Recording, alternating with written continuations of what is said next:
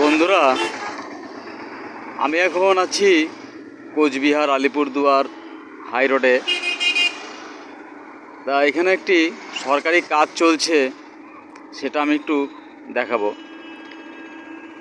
তার আগে বলে নেই, বাংলাদেশি ইউটিউবাররা অনেকেই বলে থাকেন যে ভারত পিছিয়ে এবং বাংলাদেশ এগিয়ে, কিন্তু একটা ব্যাপারে কিন্তু আমরা বাংলাদেশ থেকে এগিয়ে আছি। সেটা হলো সরকারি টাকা কিভাবে অপচয় করা হয়, বা এইটার মধ্যে কিন্তু আমরা বাংলাদেশ থেকে এগিয়ে আছি, সরকারি টাকা অপচয়ের ক্ষেত্রে। তা চলুন সামনে দেখাচ্ছি একটি ব্রিজের দুপাশে গার্ডওয়াল তৈরি করে দেওয়া হয়েছিল অপরিকল্পিতভাবে। সেই গার্ডওয়াল আবার কেটে ফেলা হচ্ছে অর্ধেক। সেটা কিভাবে কাটা হচ্ছে সেটা ভিডিওর মাধ্যমে আমি আপনাদের সামনে তুলে ধরছি। তা চলুন বন্ধু, আমরা দেখতে থাকি যে অপচয়ের কাণ্ড কারখানা, যে ব্যাপারে আমরা বাংলাদেশ থেকে এগিয়ে। সামনে মরাতোষা নদী, এই নদীর উপরে একটা ছোট্ট ব্রিজটা 100 মিটারের মতো হবে, সেটা দেখাচ্ছি। এটাকে বলা হয় সরকারি অপকর্ম, একবার গড়ে তোলা এবং একবার সেটাকে কেটে অন্য রূপ দেওয়া। একবারই করতে পারতো জিনিসটা, চিন্তা ভাবনার কোনো ঠিক নেই এদের। দেখুন, কাটা হচ্ছে এই গার্ডওয়াল অর্ধেক করে। অপর দিকটা কাটা হয়ে গেছে, কিন্তু এই সাইডটা নতুন করে কাটা হচ্ছে। দেখুন, কিছুটা অংশ করে কেটে বাদ দেওয়া হচ্ছে। লোকেরা এই গার্ডওয়ালের এবং ব্রিজের যে ওয়ালটা, তার মাঝখানে জায়গাটা ব্যবহারই করেন না অসুবিধার জন্য। তার ব্যাপারটা ছিল অপরিকল্পিত।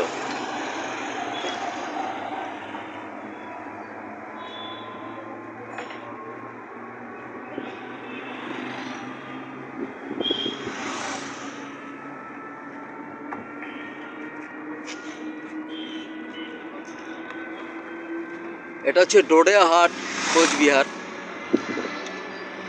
এখান থেকে কোচবিহার শহরের দূরত্ব 6 কিলোমিটারের মতো।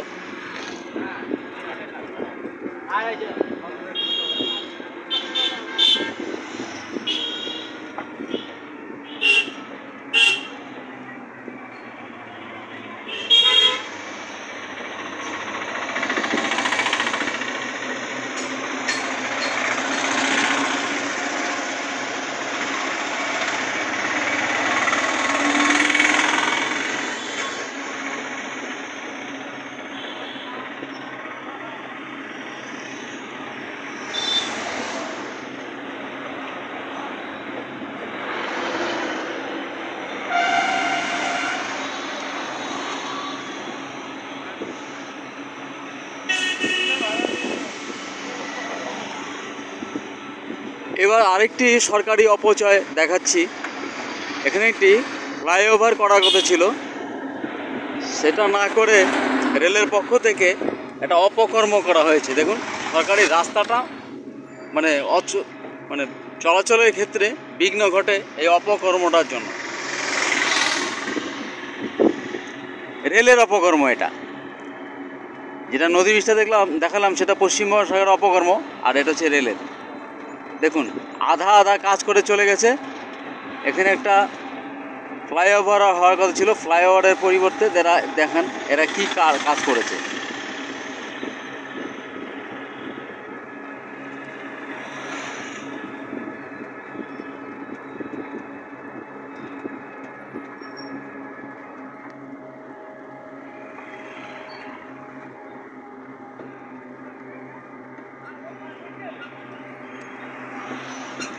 এগুলো দেখলে মনে হয় আমরা অসভ্যর দেশে বসবাস করি।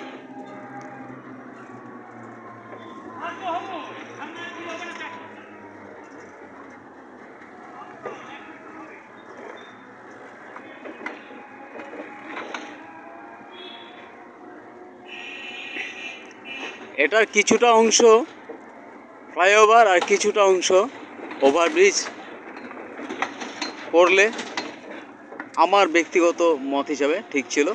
তা না করে এরা কাজটা আজ অবধি সম্পন্ন করতে পারেনি। প্রায় বিগত 7-8 বছর ধরে কাজ চলছে এটা। এই ব্যাপারটাতে আমরা কিন্তু বাংলাদেশ থেকে এগিয়ে আছি। ঢিলেমি টাকা নষ্টের নষ্ট, এই তো চলছে আমাদের দেশ। এই টাকা কিন্তু পাবলিকের ট্যাক্সের টাকা।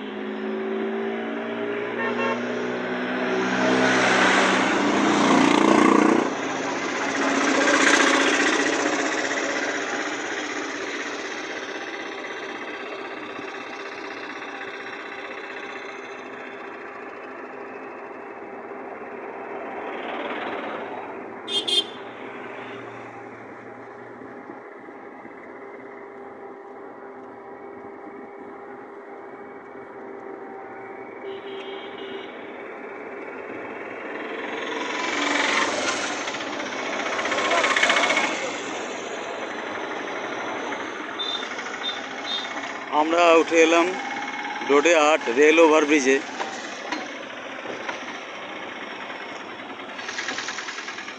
এই দিকটা নিয়ে কোচবিহার,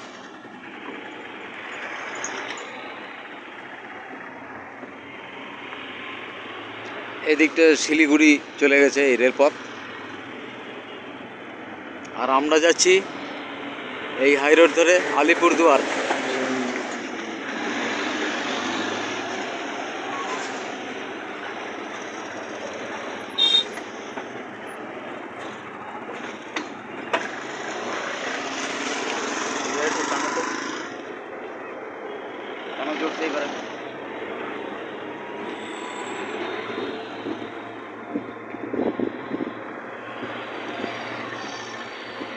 জোরে চালাও, কানে বোধ একটু কম আছে।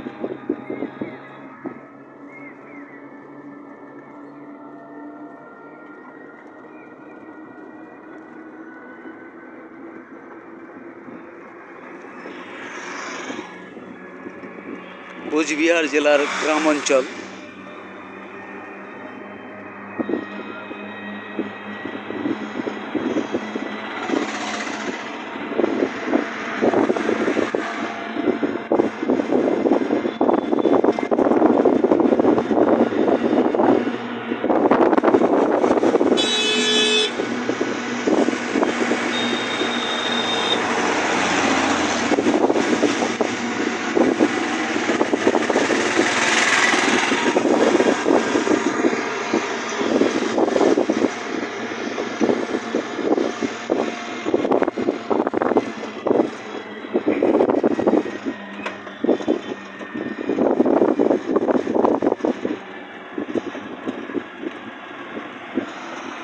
আমরা চলে এলাম কাকরিবাড়ি বাজার অঞ্চলে। এটি একটি ছোট্ট বাজার, পাশেই রয়েছে বিএসএফ হেডকোয়ার্টার, মানে সেক্টর হেডকোয়ার্টার।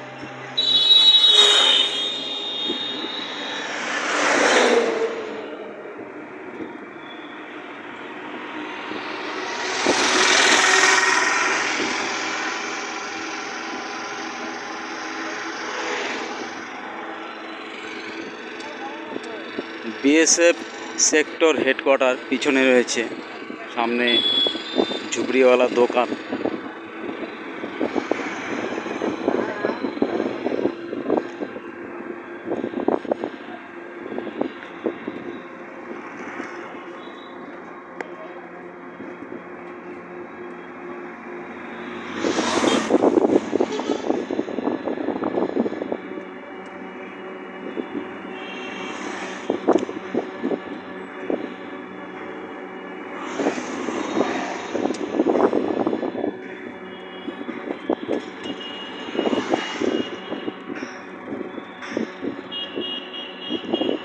এখানে প্রায় 5 কিলোমিটার জায়গা জুড়ে শুধু বিএসএফের সেক্টর হেডকোয়ার্টার এবং হেডকোয়ার্টারগুলি রয়েছে।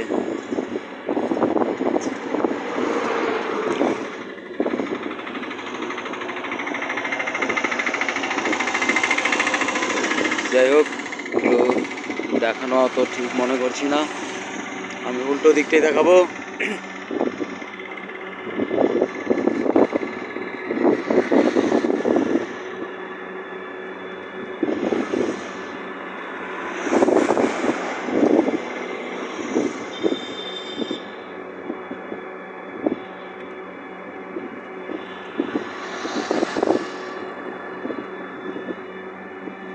আমরা আরও একটা সরকারি অপচয় আমরা দেখব, সেটা হচ্ছে কোচবিহারে একটি রেডিও সেন্টার করার চেষ্টা করেছিলেন মন্ত্রী প্রিয়রঞ্জন দাসমুন্সী। বহুদিন আগে প্রাক্তন মন্ত্রী প্রিয়রঞ্জন দাসমুন্সী কী করেছিলেন সেটা দেখব। অবশ্য প্রিয়রঞ্জন দাসমুন্সী আর বেঁচে নেই।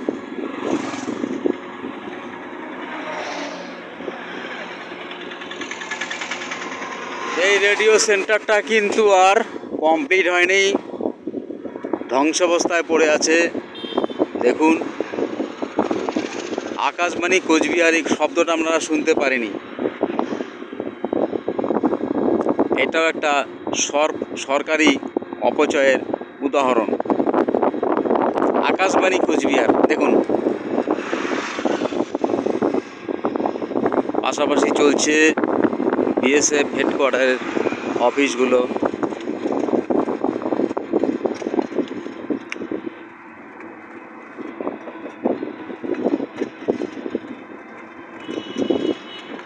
এই সমস্ত ধরনের সরকারি অপকর্মের জন্যই, অপরিকল্পিত টাকা পয়সা খরচের জন্যই আমরা কিন্তু পিছিয়ে পড়ছি।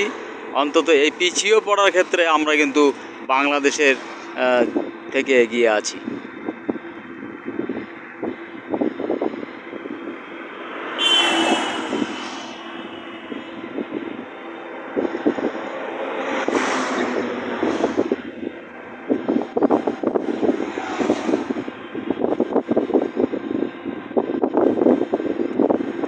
এটা হচ্ছে গোপালপুর বাজার। বিএসএফদের উপর নির্ভর করে এই ছোট ছোট বাজারগুলি গড়ে উঠেছে।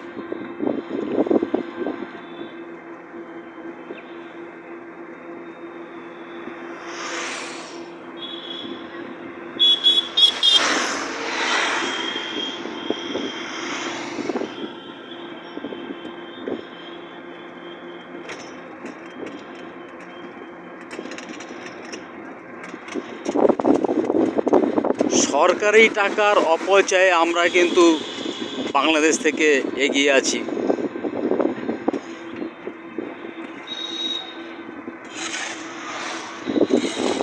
আমরা সরকারি টাকা অপচয় করতে খুব ভালোবাসি, দেশের লোককে আমরা বাঁশ দিতে খুব ভালোবাসি। আমরা এরকমই কিছু উদাহরণ আপনাদের সামনে তুলে ধরলাম বন্ধু।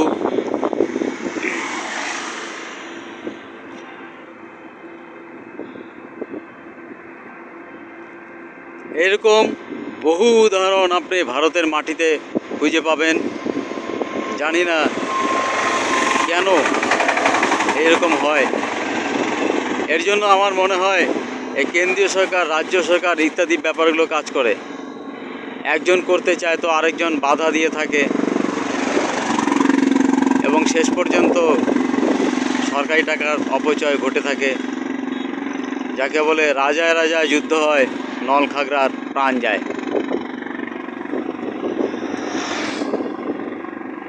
সামনে একটা স্কুল দেখতে পাচ্ছেন, বলা হয় ইংরেজি মিডিয়াম স্কুল।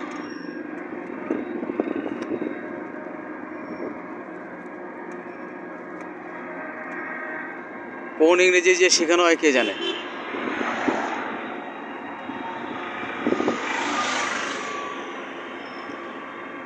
সামনে আর একটা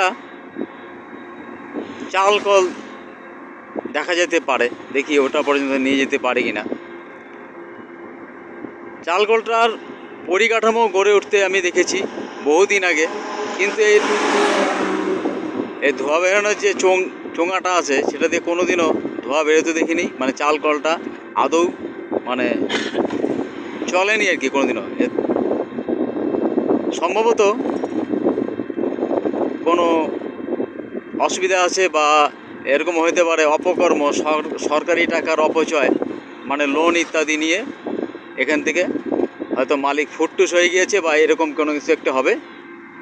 কিন্তু এখানকার যে লোকাল লোকেরা আছে হয়তো কাজের আশায় ছিলেন, তাদেরও সেই আশাটা মেটেনি। অন্তত কিছু লোকের কাজ তো হতো। খতিয়ে দেখলে বোঝা যাবে এটা কী ধরনের অপচয়।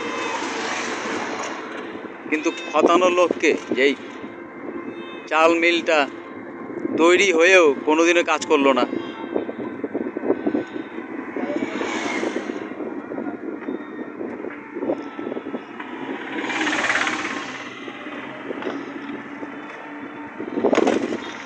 জোরে টানো।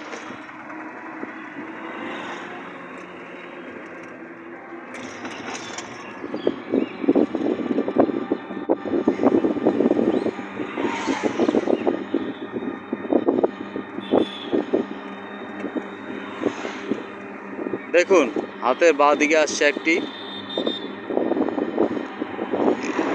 রাইস মিল, ছোট্ট মোটো যদিও,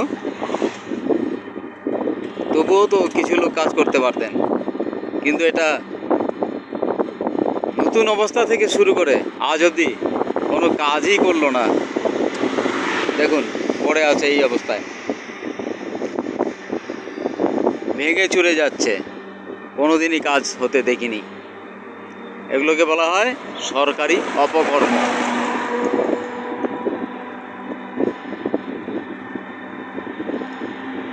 এই চালকলের মালিক পক্ষে বলতে পারবে ব্যাপারটা কি।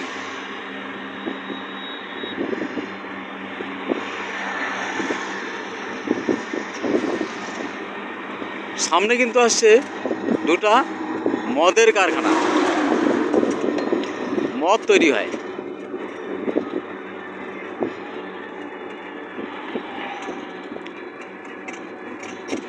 বাঁ পাশে দেখতে পাচ্ছি একটি কাঠ চেরাই, মানে কাঠ চেরাই বলবো না, প্লাইউড কোম্পানি। এটা ছোট্ট মোটো, এটা মাঝেই বন্ধ হয়েছিল, আবার খুলেছে, হয়তো মালিকানা চেঞ্জ হয়েছে কিনা কে জানে।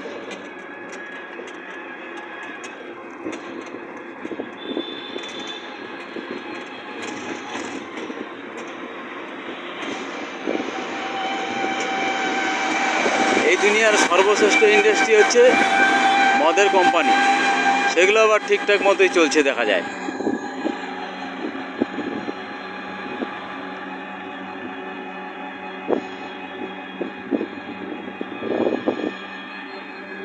আমরা ভিডিওর মাধ্যমে আমাদের এই পশ্চিম বাংলার একটু দৃশ্য দেখাচ্ছি, গ্রামীণ দৃশ্য। এই যে প্রাচীর দেওয়া আছে, এখানে একটি মানে হাঁড়ি পাতিল তৈরি করার কারখানা তৈরি হওয়ার কথা ছিল। দেখুন হয়তো বাবুজি এখান থেকে ফুটটুস করেছেন, লোন হয়তো তুলেছেন, এখান থেকে ফুটটুস। এই যে এটা মদের কারখানা, দেখুন এটা দিব্যি চলছে।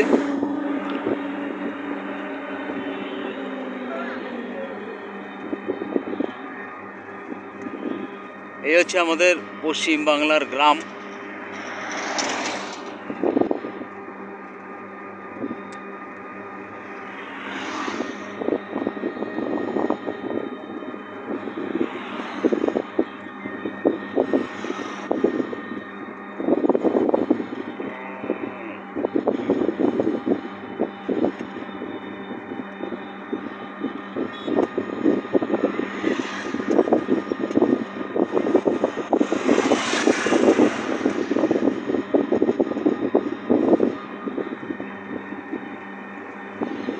সঠিক পরিকল্পনা না নিয়ে যদি কেউ কাজ করেন তাতে তো ফেলিওর হতেই হবে।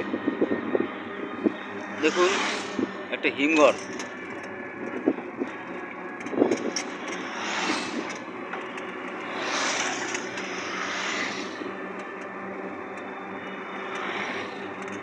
পাশেই দেখুন একটা মদের কারখানা।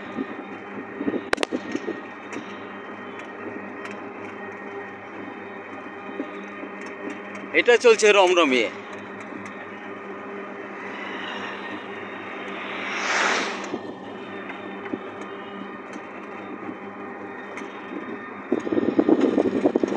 যাই হোক বন্ধুরা, সামনে আবারও চলে আসছে বিএসএফ ক্যাম্প, মানে হেডকোয়ার্টার। আমি আর ভিডিও লম্বা করতে চাচ্ছি না,